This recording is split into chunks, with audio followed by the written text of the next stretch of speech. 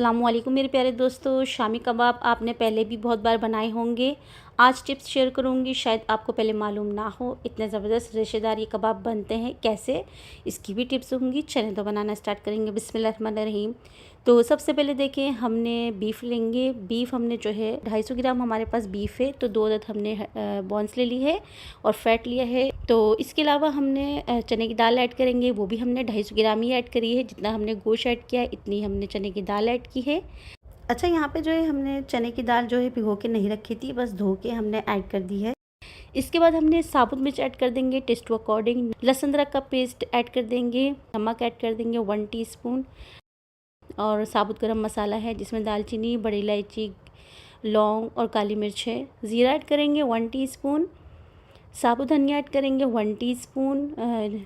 इसके अलावा हम इसमें पानी ऐड कर देंगे। इतना पानी ऐड कर देंगे कि जिसमें हमारी चने की दाल और गोश्त अच्छे से गल जाए। यहाँ पे मैंने 2.5 गिलास के करीब जो है पानी ऐड करा है, यानी कि जैसे कि हमारे पास 2 गिलास के करीब हमने इसमें पानी ऐड कर दिया है।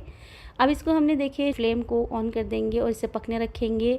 और इसको हमने तब तक पकाना है जब तक हमारी चने की दाल और गोश्त जो है अच्छे से गल जाएगी और इसका पानी जो है वो खुश्क भी हो जाएगा।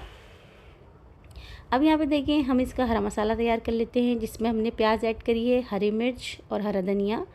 हरी मिर्च आप अपने टेस्ट टू अकॉर्डिंग ऐड कर दीजिएगा, जितने आपको पसंद हो। इसको क्रश कर लेंगे कुछ इस तरीके से। अब इसको देखिए, हम इस तरीके से बारीक क्रश कर लेंगे और इसको डिश आउट कर लेते हैं।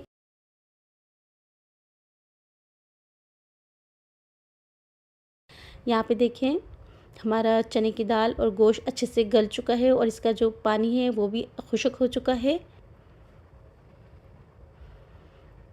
फाइनली हमारा ये गल चुका है। अब इसको जो है हम इसको थोड़ी देर 5 से 10 मिनट ढक्कन खुला छोड़ के इसको ऐसे ही रख देंगे। हड्डी जो है वो अलग कर लेंगे। फैट और बीफ जो है हम इसको पीस लेंगे। अगर आप, ये आपके ऊपर डिपेंड करता है, आप इसको चॉपर में पीस लें या तो फिर मसाले को आप सिलबट्टा जो होता है उसमें भी पीस सकते हैं। यहाँ पे आपको टिप देना चाहूँगी कि रेशेदार आपका जो कबाब है वो कुछ इस तरीके से बनते हैं। कुछ गोश्त को जो है बहुत ज़्यादा नहीं गलाना, बिल्कुल हलवा नहीं करना और हमने कीमा नहीं रखना।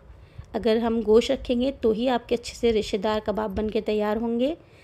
ये बहुत अच्छे से हमारा पिस चुका है। यहाँ पे देखिए, हमने हरा मसाला ऐड कर दिया है और इसको अच्छे से मिक्स कर देंगे।